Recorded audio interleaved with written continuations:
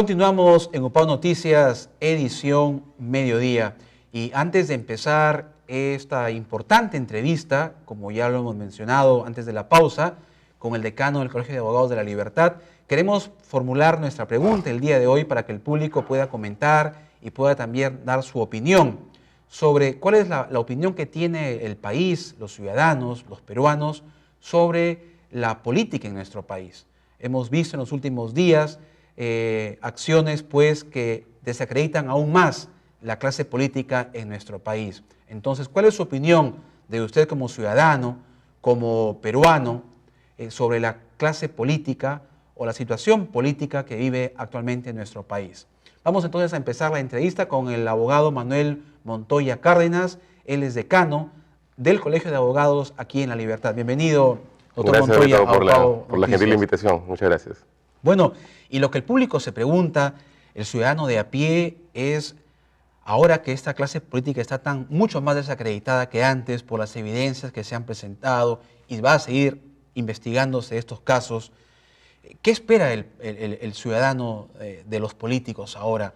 Hay una situación obviamente de crisis, de creencia, o sea, de tener la posibilidad de volver a recuperar esa credibilidad en la clase política. ¿Qué tendría que pasar para que nuevamente el país pueda decir yo confío en estos políticos?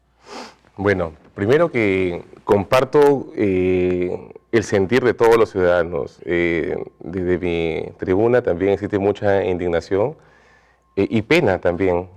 Pena, pero no tanto realmente por los autores realmente de estos actos de corrupción, sino pena por los ciudadanos que de alguna u otra forma esperábamos realmente al menos un espacio de que todo lo que dijo este colaborador eficaz en este proceso de corrupción sea totalmente falso. Sin embargo, sabemos que cada vez que ahondan más en la investigación, los actos de corrupción son palpables, visibles y sobre todo comprobables. Acabo de escuchar hace un momento cuando tú estabas dando los titulares de cada diario, y en uno de los diarios de mayor circulación se decía de que Barata tiene todo el registro y todas las pruebas contundentes de precisamente los pagos de los sobornos, ¿no? Y eso no te lleva más que a concluir de que efectivamente el Ministerio Público, como titular de la acción penal, tiene que hacer un buen trabajo. Y así como también operó respecto a uno de los funcionarios públicos que también fue presidente de la República, tiene que hacerlo con todos los candidatos. Pero sí, realmente cada vez más preocupa cómo están manejando los funcionarios la política. Ya no hay esperanza, mucha esperanza realmente en los políticos de ahora, porque cada vez postulan de manera renuente a los cargos y siempre son los mismos. Y ahí sí tendríamos que tomar ciertas medidas a efectos de evitar de que un funcionario que está en la alcaldía luego postule a la región y luego de la región quiera postular nuevamente a la alcaldía, pero lamentablemente las normas les permiten. Entonces tiene que haber una metamorfosis pero completa desde la misma ley, ¿correcto? Incluso hasta de la misma Carta Política del Estado, que también permite realmente de que actos que uno realiza dentro del ejercicio de las funciones no se le puede investigar, ¿no? Entonces, el ciudadano tiene mucha razón, hay una indignación tremenda, ¿no? El ciudadano dice, oye, pero ¿por qué estas personas que son delincuentes, ¿correcto?, tienen todavía cierta protección constitucional, ¿no? ¿Y por qué el chiquito que, mira, te cuento un caso, ¿correcto?, de una persona que la Fiscalía le aperturó proceso por un hurto famélico, por haber hurtado para poder alimentarse? La Fiscalía le aperturó el proceso, que está muy bien, precisamente está muy bien, nadie dice que no debe aperturarlo. Pero fue difundida esta noticia de tal manera que, frente a los actos grandes que estamos viendo, este acto es completamente minúsculo, ¿correcto? Entonces tiene que haber sí una transformación, porque hay un plano de desigualdad entre el chiquito con el grande. El grande se protege en su inmunidad parlamentaria o en su inmunidad presidencial, que incluso hasta después de que deja de ser funcionario público, todavía el Ministerio Público ni ningún ente contralor puede tocarlo. Entonces esas diferencias tienen que ir de todas maneras cambiando, ¿no? Pero Sí, hay una percepción negativa de todos los políticos. Claro. Ahora, estamos frente a un caso de corrupción de Odebrecht, tal vez si vale la comparación con lo que también hubo en los años 90, con el caso de Fujimori y Montesinos, ¿no es cierto?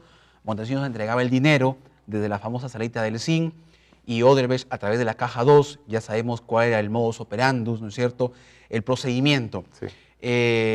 Estamos en dos situaciones de corrupción, obviamente, de iguales características. Similares, similares. Ahora sí, con más pruebas incluso. Porque mientras que en el otro salían videos, aquí, aparte de esto, son registros bancarios. ¿Qué pueden decir frente a los registros bancarios que entregaba, en este caso, la empresa, la constructora Odebrecht, a estas personas? Que realmente había al menos un espacio así de que no sean ellos, ¿no? De que tal vez sean otros, pero mira, incluso hasta un liberteño está involucrado en un acto fuerte de corrupción. ¿Qué pueden decir ahora los políticos? ¿Qué pueden decir estos partidos tradicionales? ¿Qué nos pueden decir? ¿Qué enseñanza? ¿Qué mensaje nos pueden dar? Claro. ¿Qué quieren? ¿Que los ciudadanos sigan confiando realmente en ellos? Tienen que cambiar. Claro. Y ahora muchos dicen, no, yo no he recibido nada, pero se entiende que ellos obviamente no, pero sí intermediarios a través de otras personas que han sido las que han recibido el dinero. Claro, claro. Ahora, estamos ya a meses de un proceso electoral. En octubre habrá elecciones. Sí. Ante esta situación, el ciudadano, ¿qué espera de los que van a postular ahora a un cargo político? Bueno, primero que debe haber mucha solvencia moral. Creo yo de que ese es el primer requisito. Mucha solvencia moral, si es que realmente no se analiza ese plano importante del ser humano, va a haber sí una garantía de que esta persona va a delinquir, si es que no tiene solvencia moral, ¿no? Porque muchas veces vemos profesionales a quienes se les respeta, que son buenos cuadros técnicos, de que son personas que académicamente están bien preparadas y técnicamente también, pero que les falta lo más importante, que es precisamente lo que yo estoy hablando, ética y moral. Entonces, mientras que no se profundice realmente eso, de nada nos va a servir realmente las personas que quieran tentar un espacio en política. Y para ello sí, tiene que haber un trabajo pero bastante fuerte del Estado en las familias. Creo que de ahí debemos partir todos, los valores son muy importantes. Y mira, o sea, lo curioso es que existe una ley de transparencia pública, es una ley que incluso se dio en el gobierno de Alejandro Toledo en el año 2006, ley 27.806, ¿correcto? La pregunta es, ¿realmente era necesaria una ley para poder transparentar los actos públicos? Es una primera interrogante que uno debe de formularse, ¿no? Porque realmente si uno es transparente, ¿correcto? Si uno actúa bajo estos parámetros de la moral y la ética, no es necesaria una ley, ¿correcto? Pero otra pregunta más que yo incluso me la formulo.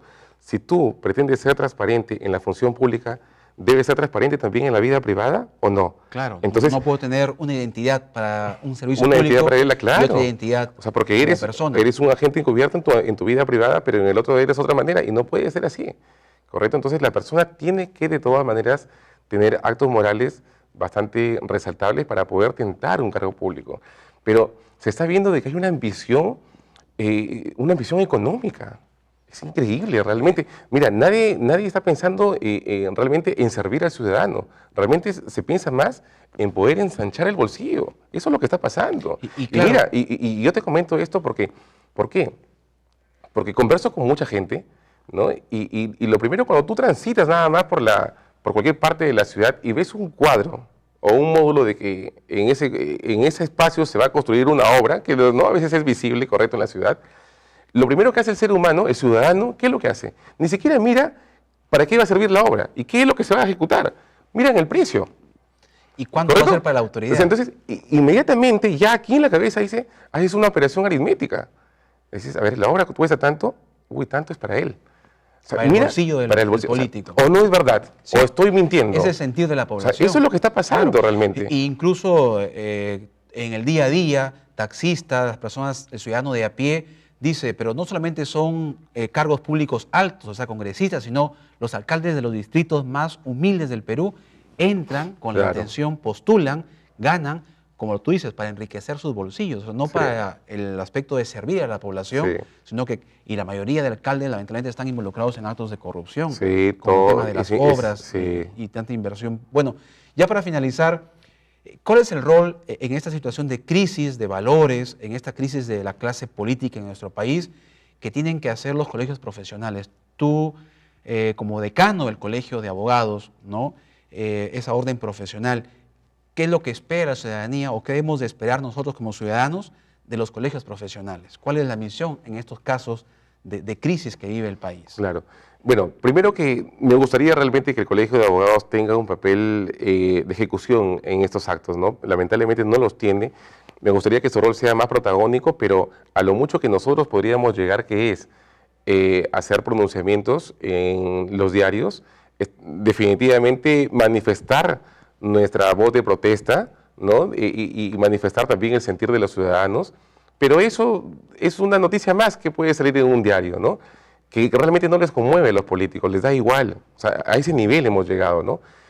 Lo que sí debe haber, y lo que el Colegio de Abogados ha tomado sí la decisión, es a través de una comisión que ha sido creada en mi gestión, que se llama Comisión de Proyectos Normativos, nosotros vamos a ver la forma de sí sugerir al Poder Legislativo de que sí se modifique respecto a la inmunidad parlamentaria y la inmunidad presidencial. Porque no podemos estar en un plano desigual entre la persona que delinque, la persona común, con aquella persona que cumple una función pública. Igual ¿correcto? Están en la condición de Están en la misma condición. ¿O a quién le han ganado ellos? O sea, porque la gente votó por ellos, ya ellos tienen una protección. No tiene que haber un plano de igualdad. Lamentablemente todo es un ofrecimiento. Esos son ofrecimientos siempre en política, en campaña. Pero una vez que llegan en el escenario, se contaminan. Yo voy a sacar próximamente un artículo sobre la droga política versus salvadores políticos. ¿Y por qué te voy a comentar a qué voy con el salvador político? Porque ellos creen de que los que postulan a la alcaldía son los salvadores en la región. Y los que estuvieron en la región piensan que son los salvadores en la alcaldía. Y así van a estar como un péndulo, ¿no? Digamos, yéndose a cuanto cargo público que la norma les pueda permitir, porque la norma no permite reelección, pero sí permite que tú puedas irte y pasearte de cargo en cargo. ¿A quién le han ganado ellos? O sea, ¿quiénes son ellos? ¿Los únicos que pueden salvar al mundo? No es así. Tiene que haber una reforma necesaria de esa legislación. Mira lo que sucede en Estados Unidos. En Estados Unidos, el presidente tiene una opción a una reelección, ¿correcto? Y creo que me parece que es la costumbre norteamericana. Caso de Bush, caso de Obama, gana una elección, vuelve a ganar la segunda, ¿correcto? Pero de ahí no lo vuelves a ver nunca más. Entonces, eso es lo que debe existir en la ley. Modificar la ley. Modificarla, muy bien, señor. Tienes derecho en todo caso a una reelección, por último, ¿no? Pero después ya no te veo. O en todo caso, aparece pues después de 10 años, que la norma permita que esta persona que estuvo en función pública ya no se vuelva a aparecer al menos en 10 años, para que se dedique a su vida privada. Porque después, como deja su vida privada y está en política, o sea, hay muchas personas que razonan así.